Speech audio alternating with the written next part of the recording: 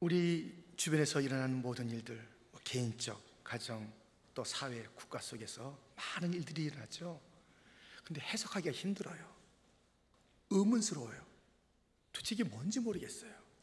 왜 열심히 살길 원하는데 남편은 저 모양인지, 그렇게 사랑을 부어줬을 그 우리의 자녀일 뿐인데 왜 저렇게 삐딱한지, 도대체 왜 사업은 이민 땅에서 실패를 거듭하는지, 건강은 왜 이 상태인지, 왜 계속 사회의 타락은 끝모르게 빠르게 진행되고 있는지 정말 놀랍습니다. 자연재해나 사회적인 이슈가 되는 여러 가지 갈등과 문제들은 우리에게 계속 이게 뭐지? 그런데 해석은 반드시 해야 돼요. 반드시 이것에 대한 그 의문점은 풀어야 돼요. 그렇지 않으면 그냥 그 어둠과 문제 속에서 방황하고 헤매는 거예요. 성도나 교회는 그런 존재가 아닙니다. 누가 이 복잡한 문제들을 해석해주고 풀어줍니까? 오늘 본문 12절 하반절에 보면 다니엘을 부르소서, 다니엘을 부르소서. 지금 오늘 본문에도 아주 그 풀지 못할 일이 벌어졌는데 다른 자들로는 안 되는 거예요. 다니엘을 부르소서. 다니엘이 이 문제의 해석과 의문을 푸는 적합한 인물이라고 다니엘을 불러내는 모습을 보게 됩니다. 여러분, 이 시대의 다니엘은 누굽니까? 누가 이 시대에 이 의문스럽고 복잡한 것들을 해결하고 그 열쇠를 가지고 있는 자 누굽니까? 우리는 오늘 본문을 통해서 시대의 난제를 해석하고 그 문제점을 풀어낼 자가 누군지를 다시 한번 살피면서 하나님의 음성을 듣고자 하는 것입니다. 오늘 본문에 아주 놀라운 일이 벌어지죠. 5절 말씀에 그때 사람의 손가락들이 나타나서 왕궁 촛대 맞은편 석회벽에 글자를 쓰는데 왕이 그 글자 쓰는 손가락을 본지라. 그때라고 그랬습니다. 어떤 때입니까? 거나한 술잔치가 있는 그 자리, 1000명이나 되는 고관들이 모여서 술잔치를 벌이고 있는 그때에 벽에 손가락이 나타나서 글을 쓰는 것이에요. 얼마나 놀랍습니까? 이 글을 쓰는 것이 우리가 오늘 본문 다음에 보면 알고 또 이미 알고 있듯이 그것은 엄청난 심판의 내용을 담고 있는 글씨예요. 근데 이 심판의 내용이 그때에 쓰여졌다니까요. 언제요? 그때에 1000명이 술잔치 벌이고 있을 그때에. 그런데 술잔치만이 아니에요. 2절에 보면 벨세살이 술을 마실 때에 명하여 그에 붙인 느부갓네살이 예루살렘 성전에서 탈취하여 온 금 은그릇을 가져오라고 명하였으니 이는 왕과 귀족들과 왕후들과 후궁들이 다 그것으로 마시려 함이었더라.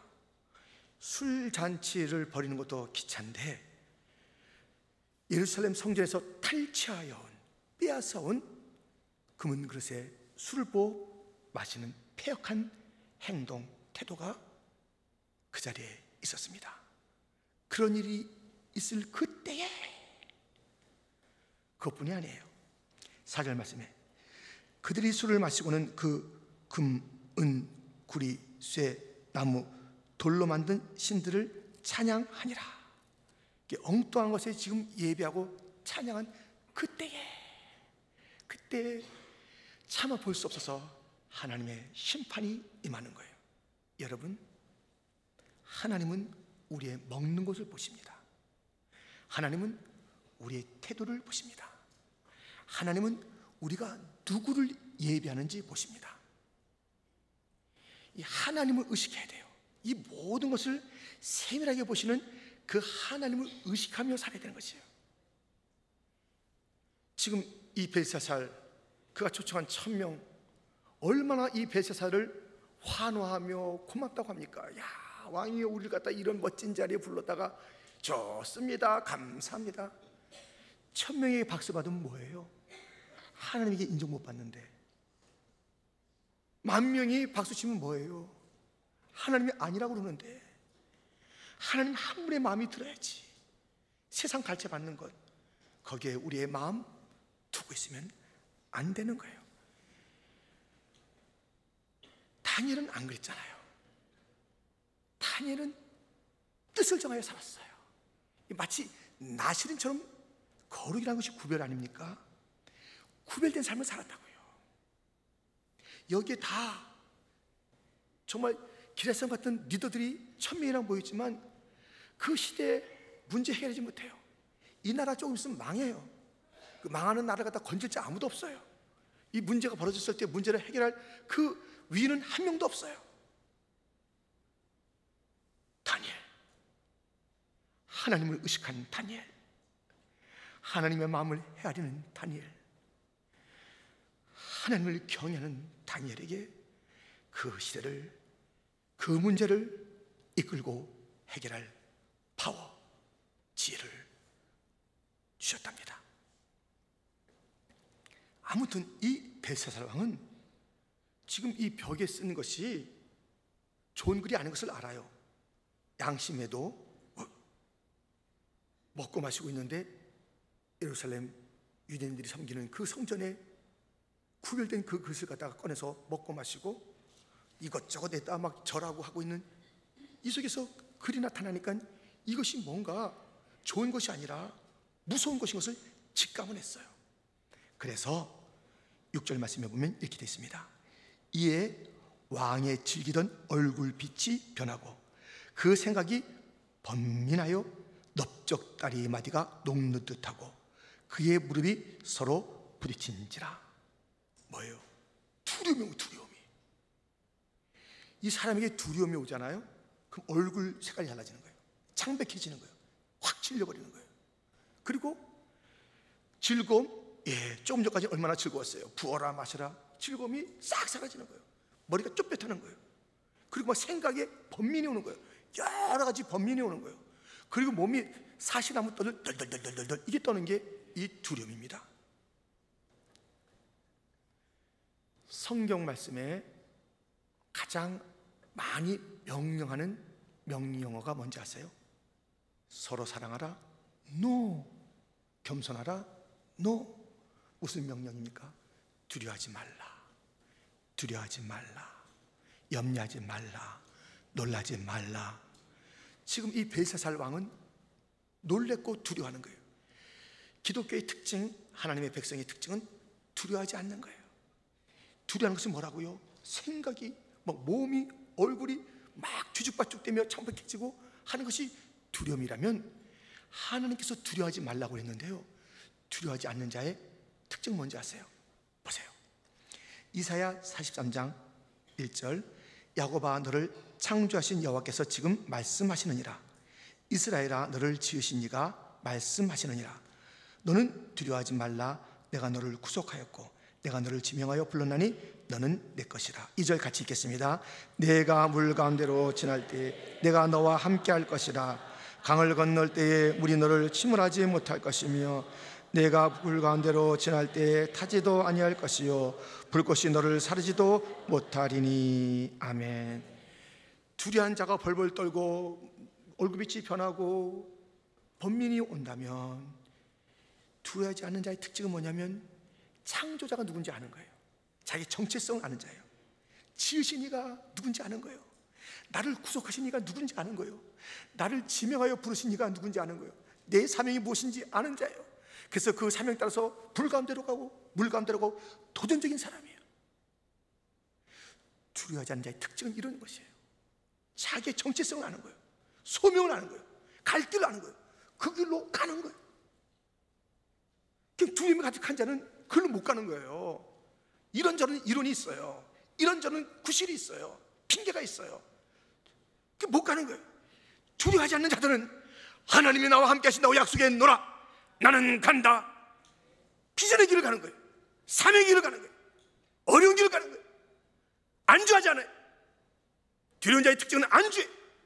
5년이나 10년이나 똑같은 자리에 있어요. 신앙의 변화가 없는 거예요. 도전이 없는 거예요. 일주일에 한 번 예배 참석하면 되는 거지 뭐. 이 정도로 만족하는 거예요. 스스로 만족하는 거예요. 하나님의 마음은 아는 것도 없어요.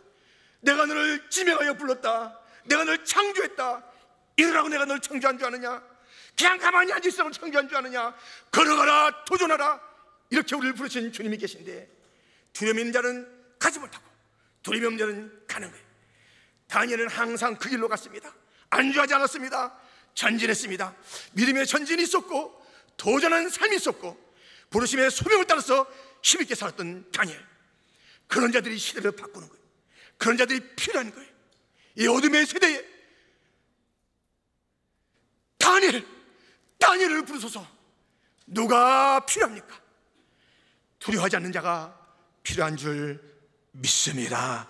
지금 이 두려움으로 가득한 벨세살, 그래서 그는 큰 소리로 외치는 거예요. 누구 좀 와라. 너도 오고 지혜자들아 다 와봐라. 똑똑하다고 잘난 척하는 자들아 다 와봐라. 내 녹수를 먹고 있는 자들아 좀 와봐라. 이 글 좀 읽고 해석해봐라. 아무도 못해, 아무도. 그때였습니다. 놀라운 반전이 일어납니다. 10절 말씀. 왕과 그 귀족들의 말로 말미암아 잔치하는 궁에 들어왔더니 이에 말하여 이르되 왕이여 만수무강하옵소서. 왕의 생각을 번민하게 하지 말며 얼굴빛을 변할 것도 아니니이다.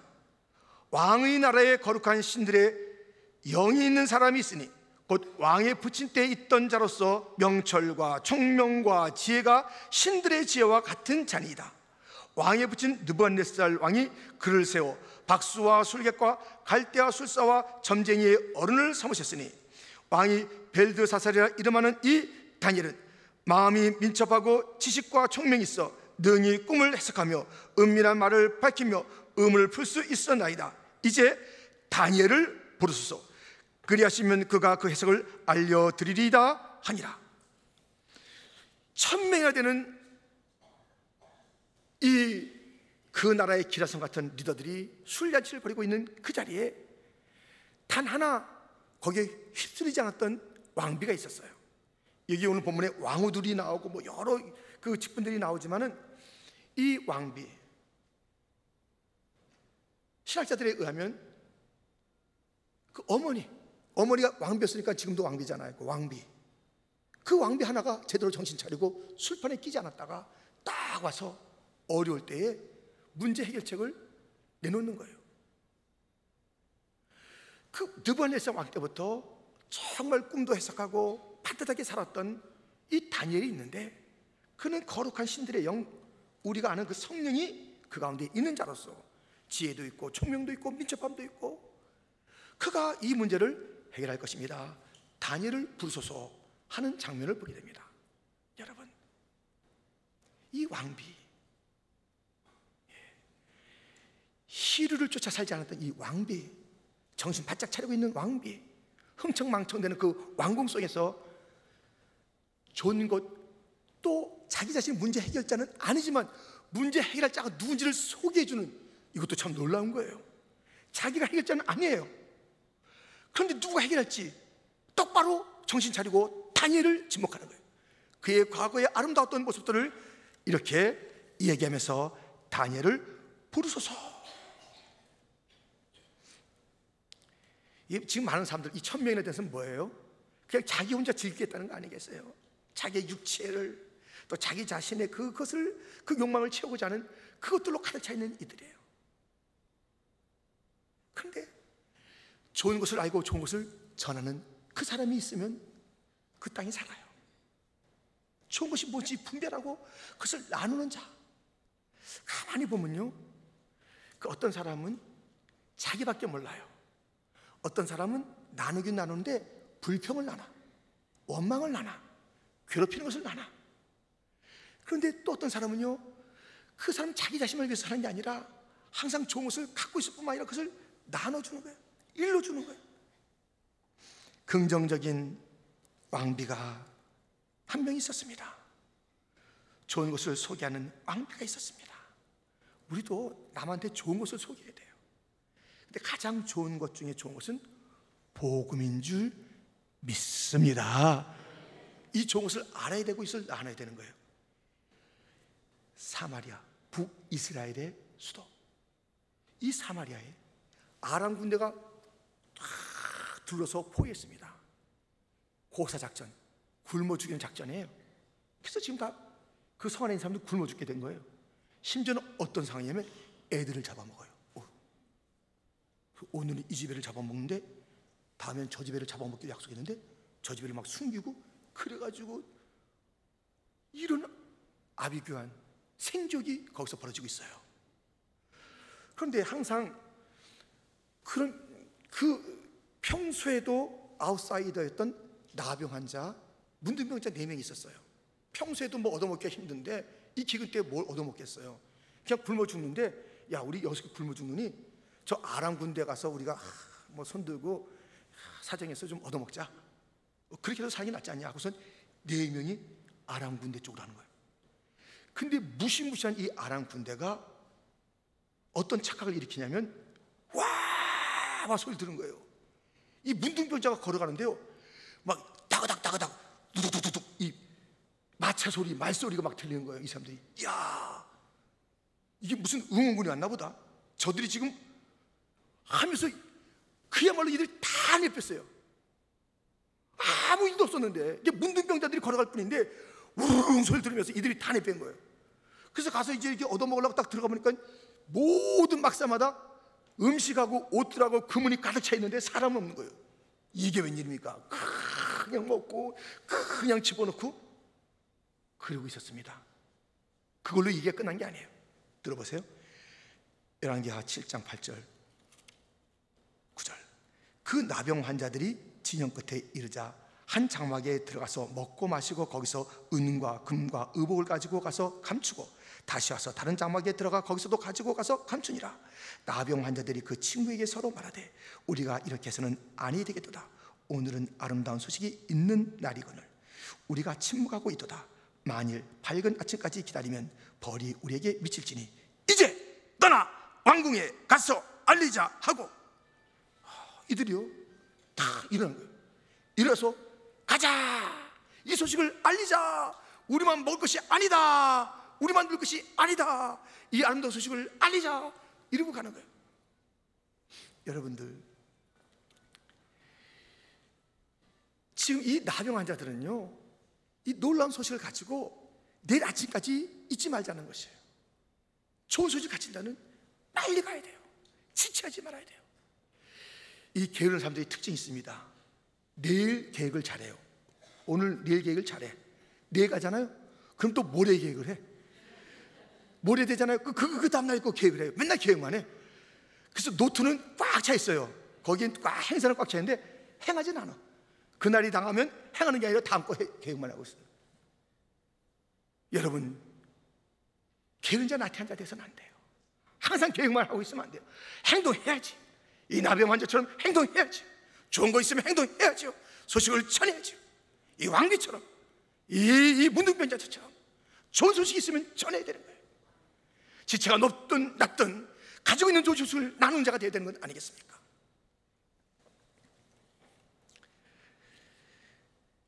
지금 이 왕비가 정신 차려 그들에게 다니엘을 소개하고 다니엘을 부르소서 말하니까 이 벨사살 왕이 드디어 다니엘을 부릅니다. 근데 어떻게 부르냐면 이렇게 불러요. 본문 13절 말씀입니다. 우리 한번 같이 읽겠습니다. 이에 다니엘이 부름을 받아 왕의 앞에 나오매 왕이 다니엘에게 말하되 내가 나의 부왕이 유다에서 사로잡아온 유다 자손 중에 그 다니엘이냐. 예, 지금 이 벨사살 왕의 형편은 되게 바빠요. 지푸라기도 잡아야 되는데, 아니 딱 다니엘이 들어오니까 왜 옛날 얘기는 왜 하냐고요. 너 포로 출신이지? 이 얘기를 왜 하냐고. 지금 바빠 죽겠는데. 이 벨사살이요, 이제 앞으로 여러분 보시지만은 시간 망쳐요. 정말 이 어려울 때는 붙잡고 늘어져야 되는 거 아니에요? 근데 이렇게 말하는 거예요. 조금 전에 그 왕비는 다니엘의 과거를 얘기해 좋았던 점을 얘기하잖아요. 그리고 미래에 얼마나 소망이 있을지 그렇게 얘기하잖아요. 근데 이 벨사살은 과거의 상처를 드러낸 거예요. 뭐 그거 가지고 이 다니엘이 뭐 위축받고 그런 인물은 아니죠. 근데 왜 지금 포로된 이야기 갖다가 그 옛날 구리짝 이야기 갖다가 막 하느냐고요. 여러분들, 이 벨사살은요 싹싹 사람을 깎아내요. 옛날에도요 쌀 사러 가면 이 소도 한 대, 대도 한 대 살 때 그 임신 나쁜 그 아저씨는요 싹싹 깎아내. 그 부인 아줌마는 또 싹 올려줘. 여러분들, 이 올려줄지언정 깎지는 맙시다. 사람 좀 깎지 좀 마라. 과거를 갖다 자꾸만 이렇게 들치지 말아요.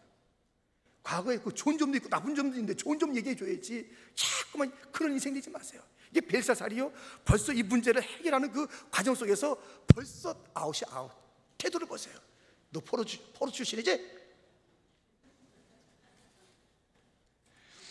본문 16절 말씀 보세요. 우리 한번 같이 읽겠습니다. 내가 네게 16절 말씀 시작. 내가 네게 대하여 들은즉 너는 해석을 잘하고 의문을 푼다 하도다. 그런즉 이제 내가 이거를 읽고 그 해석을 네게 알려주면 네게 자주색 옷을 입히고 금사슬을 네 목에 걸어주어 너를 나라의 셋째 통치자로 삼으리라 하니. 내가 들었는데 말이지, 너 해석 잘하고 문제 잘 푼다 하더라. 이 건방짐이 있어요. 애절함이 없다니까요. 정말 이 문제를 해결하려고 그러면은 납작 엎드려야 돼요. 전문가 사정하려면 사정하는 자답게 해야 되는데 배부른 거지같이 하면 안 돼요. 밥 좀 줘요 이러면 안 돼요. 밥 좀 줘요 하면서 이게 구성져야 돼. 구성져야 돼. 이게 가락이, 이게 그냥 주인 아줌마가 들을 때 그냥 이게 달라다니까. 달라. 너 뭐 잘한다며? 너 포로 출신이지? 이러고 있으니까 되겠어요. 여러분, 그래요. 다니엘을 하여튼 불러서 그것을 읽고 해석은 했어요. 그것을 적용해서 살아내지 못한 벨사살 일지언정 그 시대의 문제는 해결했다고요. 다니엘은 소명을 다했어요. 이 시대의 다니엘 누구예요? 누가 이 시대의 문제를 푸냐고요? 누가 다니엘입니까? 이 시대에 지금 이렇게 너무 산적한 문제가 일주일에 그냥 하루가 멀다고 막 쏟아지는 거야. 이게 어떻게 이 실타를 갖다 풀지? 이 미국이라는 사회가 지금 어떻게 옮기고 있는지, 지금 한국도 무슨 사드를 갖다 배치한다고 그래서 이것이 또 중국하고 관계가 틀어지고 북하고의 관계는 어떻게 되는지, 지금 저 중동은 어떻게 또 될 것인지, IS 문제는 어떻게 처리가 될 것인지, 뭐 어떻게 된 거예요? 어떻게 되는 거예요 지금 세상이요? 미국은요 가장 안전하지 않은 나라가 됐어요. 언제 어느 주에서 무슨 일이 터질지 모르는 그런 나라가 됐어요. 근데 그것이 저 경찰들이 그래서 그런 거야, 흑인들이 뭐 잘못했어, 이렇게 했다고 이게 해결되는 게 아니잖아요. 이 오늘의 다니엘이 누굴까요? 이 다니엘은 기도의 사람이었고 말씀의 사람이었어요. 다니엘처럼 기도해야 돼요. 다니엘은 그 하나님의 마음을 알았어요. 여러분, 우리가 이 시간에, 이 시대에 이 문제를 해결하려면 주님과 친해야 돼요. 기도해야 돼요. 그래야 이 시대에 다니엘이 될 줄 믿습니다. 여러분, 제가 성경에 놀라운 장면 하나 얘기할까요? 오늘 이 본문이 사람들이 죄를 졌을 때 심판하는 글자로 탁 써 내려갔잖아요. 그 내용은 그 당시 사람들이 몰랐어요. 똑같은 장면이 하나 있어요. 예수님에게 심판받을 그 여인, 간음의 현장에서 잡혀온 여인, 그를 정죄하는 사람들, 심판자들이 있는데 예수님께서 동일하게 글을 썼어요. 사람들이 뭔지 몰라요. 죄송합니다. 무엇이냐면 우리 주님께서는 모든 걸 다 기록하신다는 거예요. 그냥 넘어가는 법이 없어요. 자, 그 장면을 보겠습니다. 요한복음 8장 4절로부터 6절 말씀입니다. 우리 모든 회중들이 4절부터 6절까지 한번 크게 읽어주세요. 시작.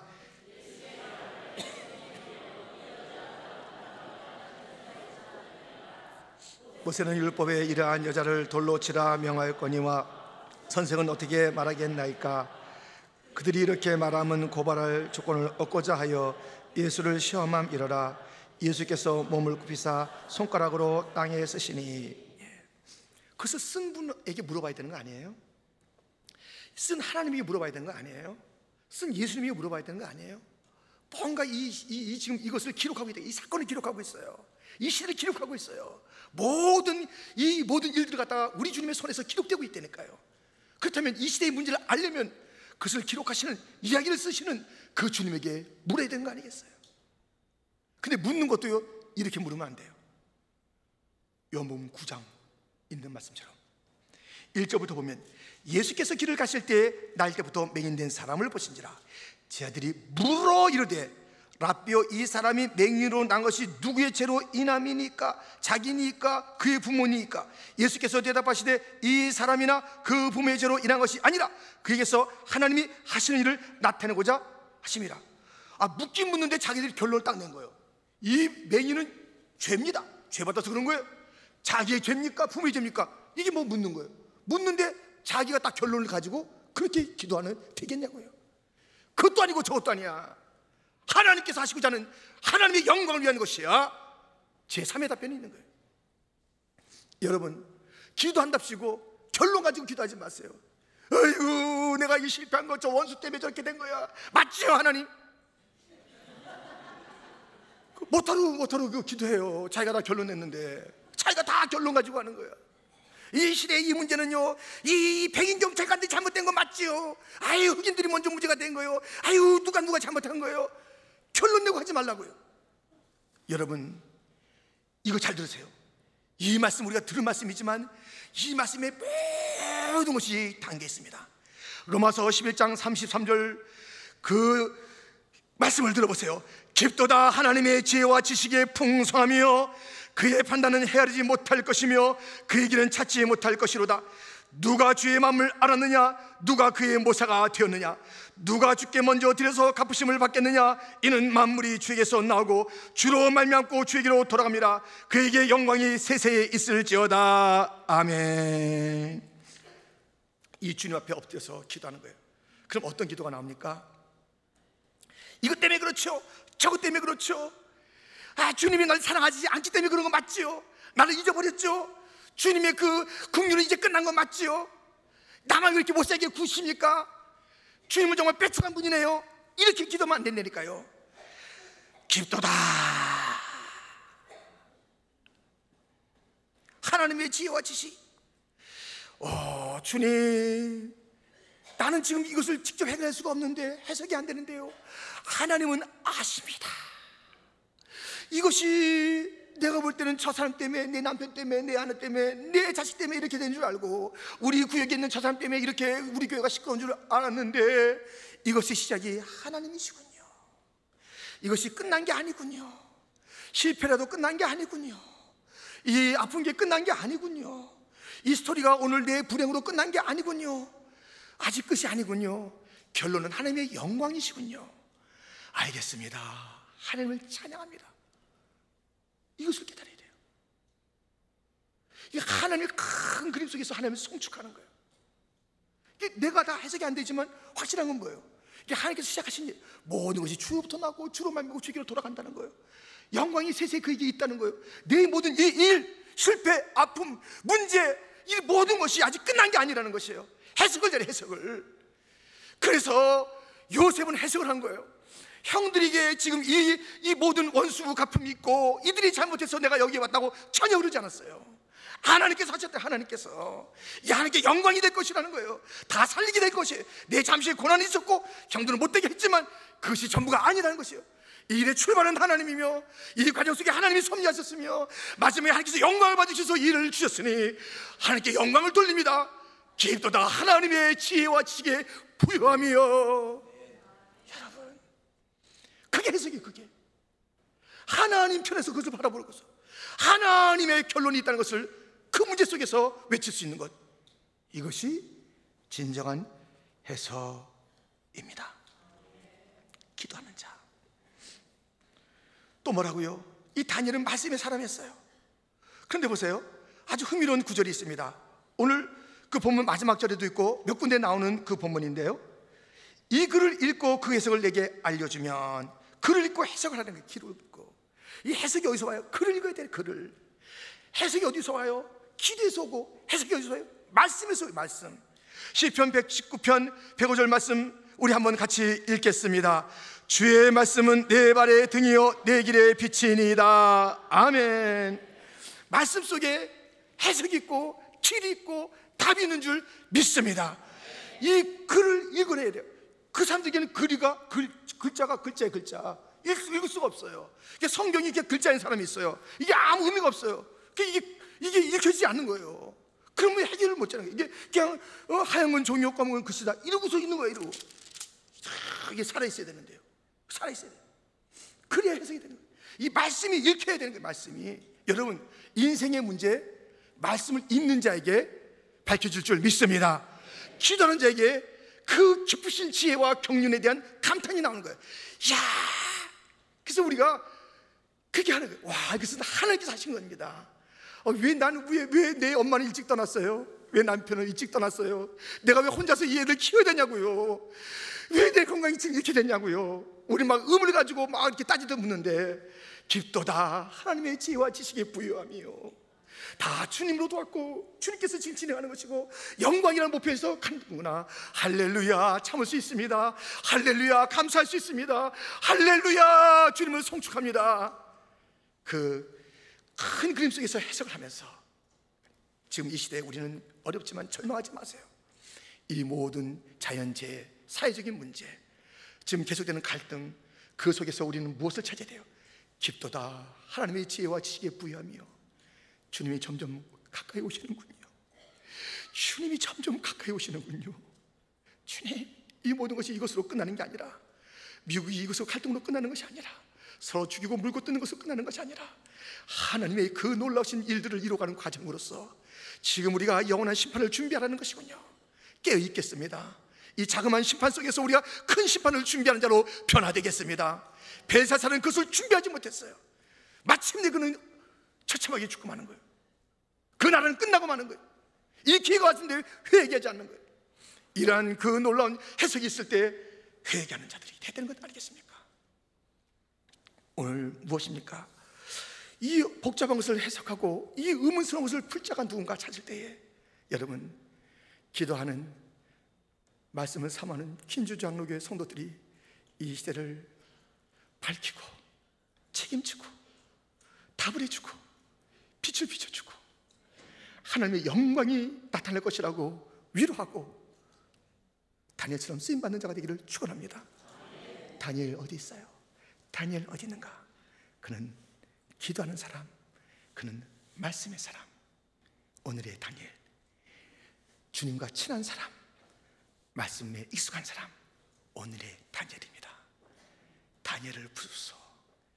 여기 있는 우리가 이 시대에 부름받아서 역사를 새롭게 합시다. 할렐루야. 세상을 위로합시다. 할렐루야. 정치가나 경제가나 그 어떤 사회 문화 상당하게 길이 있는 것이 아니라 우리가 믿는 예수님에게 길이 있다고 담대하게 외칩시다.